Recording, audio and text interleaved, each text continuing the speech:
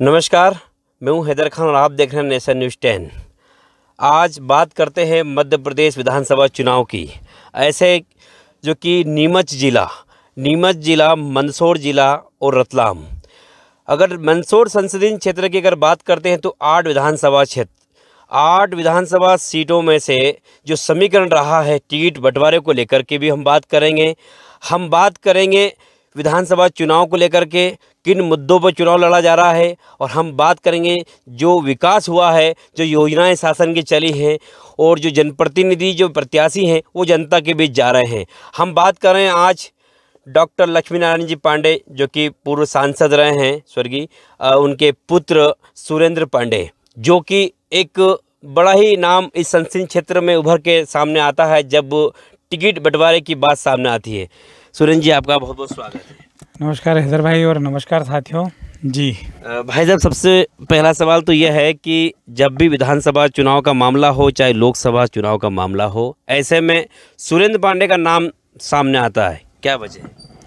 वजह एक ही है कि मेरे पूज्य पिताजी स्वर्गीय डॉक्टर लक्ष्मी नारायण जी ने जन सेवा में करीब समझ लीजिए कि 60 से 62 साल दिए हैं और शुद्धता से दिए हैं, त्याग किया है और उनकी गारंटी बहुत है। इसलिए मन लगता है लोकसभा चुनाव और विधानसभा चुनाव में कि उन उम्मीदवारों को टिकट मिले, उन जनप्रतिनिधियों को जाना चाहिए जो उनके विचारों को समानता रखते हुए आगे काम करते हैं।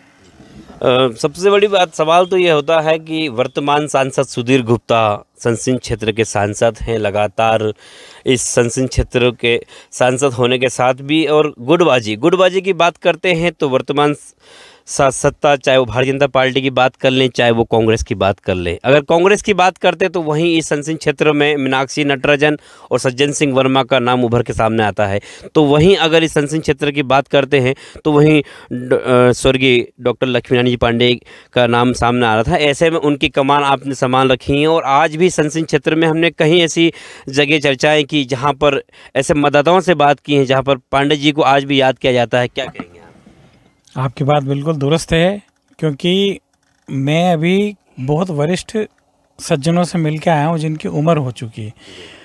वो बोल रहे हैं कि डॉक्टर लक्ष्मी नारायण पांडे जी की कीमत उनके स्वर्गवास से के बाद ज़्यादा हुई है।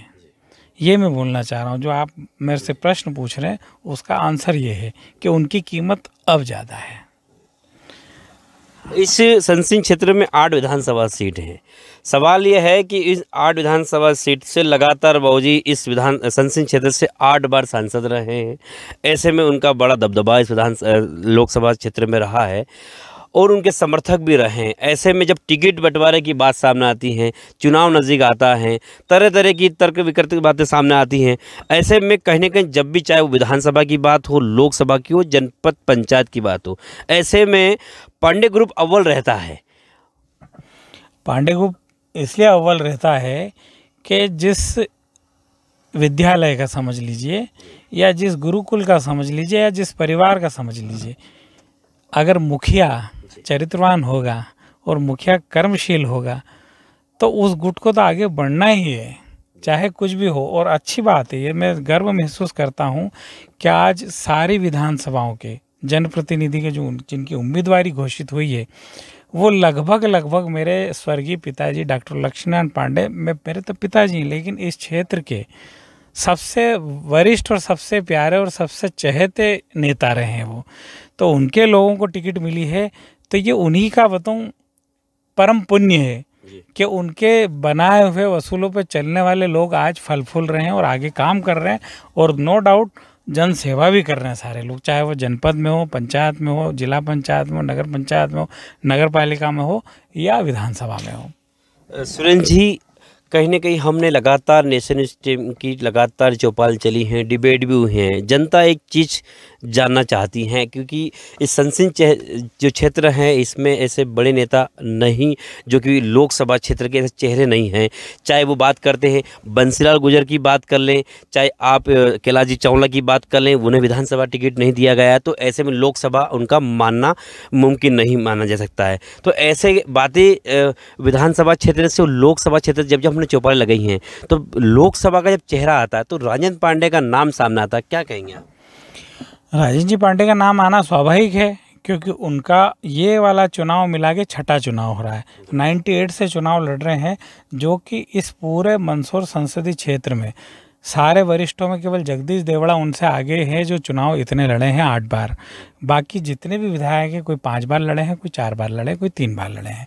तो ऐसे में और फिर वो राजनीतिक विरासत को संभाले हुए हैं डॉक्टर लक्ष्मीनारायण जी पांडे की, तो ऐसे में उनका नाम आता है, स्वाभाविक बात है। और नाम मैं तो ये बोलता हूँ, नाम अगर मान लीजिए आता है तो जो काम करता है उसका नाम आना भी चाहिए और मौका भी मिलना चाहिए। कितने सीटों पे अपने समर्थक चुनाव लड़ रहे हैं? 8 ही सीटों पर लड़ रहे हैं, और मैं दावे से बोलता हूँ सब घर के लोग हैं। जैसे हमारे जगदीश जी घर के, यशपाल जी घर पे, ओम प्रकाश जी घर के, माधव मारू घर के, दिलीप जी घर के, चंदर सिंह जी घर के, डंग जी घर के, राजेंद्र पांडे जी घर के।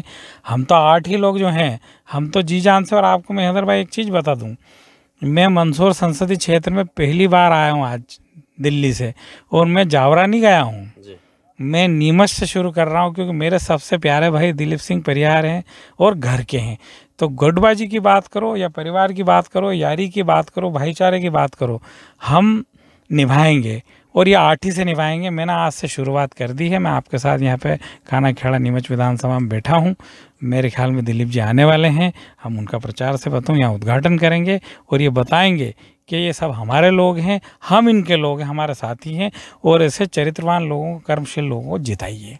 बिल्कुल, आपने कहा है कि मैं विधानसभा चुनाव का हालांकि बिगुल बज चुका था। ऐसे में जो भी नामांकन की तारीख निकल गई, जिनको फॉर्म उठाना था, बागी थे, वो तमाम चीज़ें हो गई हैं। अब जो प्रत्याशी है वो मैदान में हैं, और पर्दा साफ हो चुका है कौन मैदान में है, किसने समर्थन दिया है।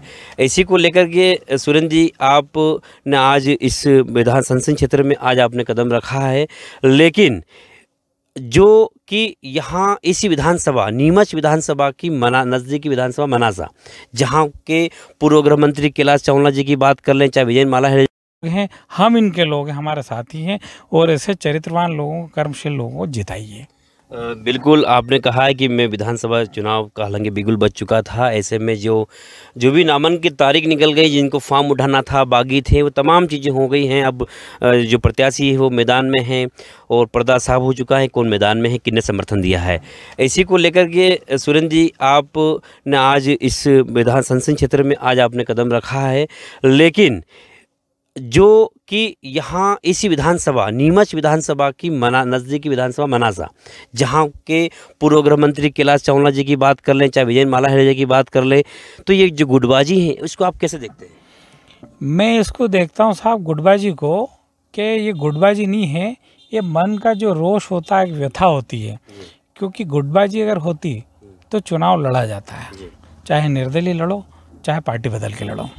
ये एक व्यथा रहती है, मन की पीड़ा रहती है कि आदमी को जब गुस्सा आता है, और जब 1000 आदमी, 500 आदमी, 200 आदमी उसको उत्तेजित करते हैं, तो उत्तेजना में अपना काम करता है।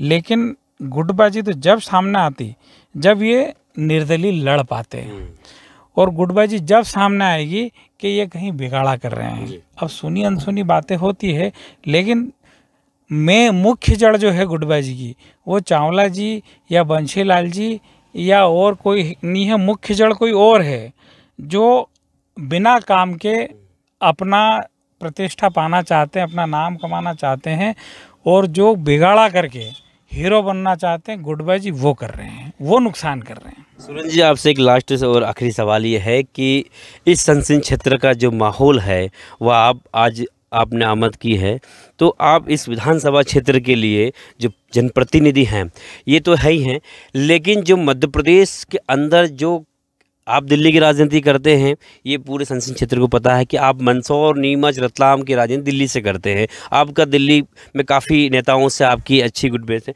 तो कहीं न कहीं जो 6 बड़े दिग्गजों को मध्य प्रदेश में उतारा है, उनके लिए क्या कहना चाहिए? जनता जानना चाहती है ऐसा क्या कारण रहा जो कि केंद्रीय मंत्री या सांसदों को टिकट देना पड़ा मध्य प्रदेश सरकार को? एज ए मैं पार्टी का कार्यकर्ता समझो, या मुझे दिल्ली का समझो, या मेरे संपर्क समझो, मैं जहाँ तक समझता हूँ, ये जितने भी लोग हैं, केवल उसमें से रीति पाठक जी ने कम चुनाव लड़े हैं, बाकी सब ने 4, 5, 6, 7 लोकसभा चुनाव लड़े हैं। और पार्टी कहीं न कहीं बार बार अखबारों के माध्यम से हमको भी पता लगता है और मीटिंगों के माध्यम से कि पार्टी चाहती है कि भाई जो रिपीटेशन हो रही है उनको धीरे धीरे दिल्ली में कम किया जाए। और दिल्ली में माननीय हमारा जो नेतृत्व है वो ये चाहता है कि अच्छे फ्रेश लोग, अच्छे काम वाले लोग ज़्यादा से ज़्यादा आए, क्योंकि अब ज़माना 21वीं सदी का है। ज़माना इतना फास्ट हो गया है, आप टेक्नोलॉजी की बात करो या प्राकृतिक बात करो, ज़माना तेज़ है। तो वो उन लोगों को लाने, मेरा ये सोच है कि ये रिप्लेसमेंट है लोकसभा में नए लोगों को लाने का। इसके पीछे और कोई इनकी कोई सांसद सुधीर गुप्ता भी टिकट मांग रहे थे विधानसभा का। सांसद सुधीर गुप्ता जी ने टिकट मांगा विधानसभा का और नहीं मिला, या मिल जाता जैसी बात है, लेकिन सांसद जी ने टिकट मांगा यह आश्चर्यजनक बात है। लेकिन कौन सी सीट से मांगा मुझे नहीं मालूम।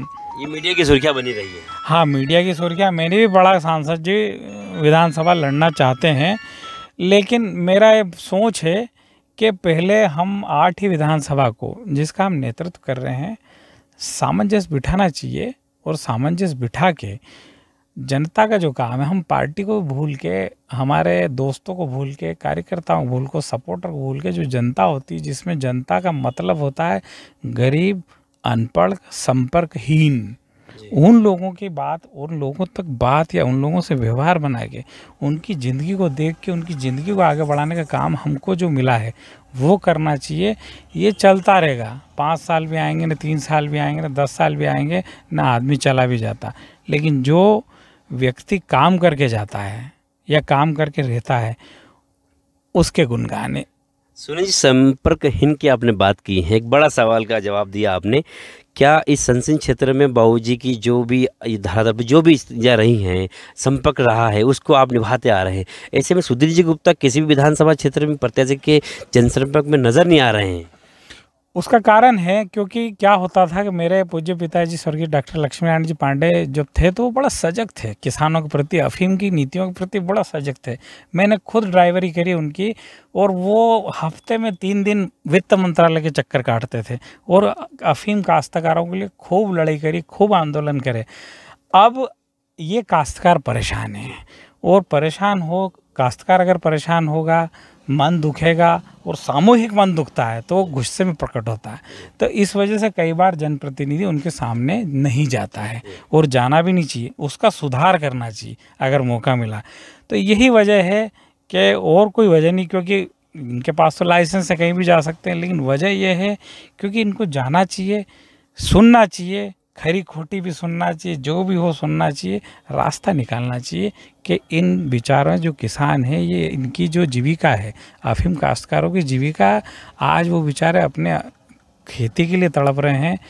और मज़े की बात ये है कि जिससे रोटी मिल रही, जिस खेती से हमको रोटी मिल रही सबको, उसको उगाने वाला, उसको पकाने वाला परेशान है। तो कौन जाएगा? कोई भी नहीं जा सकता। जावरा विधानसभा सीट को लेकर क्या कहेंगे? जावरा विधानसभा सीट ऐसी सीट है, देखिए इधर भाई, कि उसको कांग्रेसी सीट बोल सकते हो आप, क्योंकि शुरू से 52 से देखो तो आपको नतीजे मिलते जाएंगे। लेकिन हम सफल होते हैं, ये सौभाग्य है, क्योंकि बाबूजी ने अच्छे काम किए, राजेंद्र जी भी अच्छे काम किए। और जावरा विधानसभा में हम भाईचारे से रहते हैं, और भाईचारे के रूप में हम काम करते हैं। और टक्कर हो या नहीं हो, हम जीतने के लिए कमर कस के बैठे हैं। अगर जावरा विधानसभा सीट लगती हैं तो वहाँ के मतदाताओं का भी कहना है, जनता मानती है कि 6 बार चुनाव जो लड़ चुके हैं राजेंद्र पांडे से, उनका मंत्री बनना तय है। तो दर्शकों, आपने सुना था कि ये जो संसदीय क्षेत्र के ये थे सुरेंद्र जी पांडे, वो ये वही शख्स हैं जिनका हमने नेशन न्यूज़ 10 पर विगत दिनों भी एक चर्चा का विषय बना हुआ था कि वो शख्स कौन है। सुरेंद्र पांडे जो इस लोकसभा संसदीय क्षेत्र की 8 सीटों में करता है बड़ी गड़बड़ी। तो ये वो थे सुरेंद्र पांडे। कैमरा पर्सन पंकज के साथ हैदर खान, नेशन न्यूज़ 10, नीमच।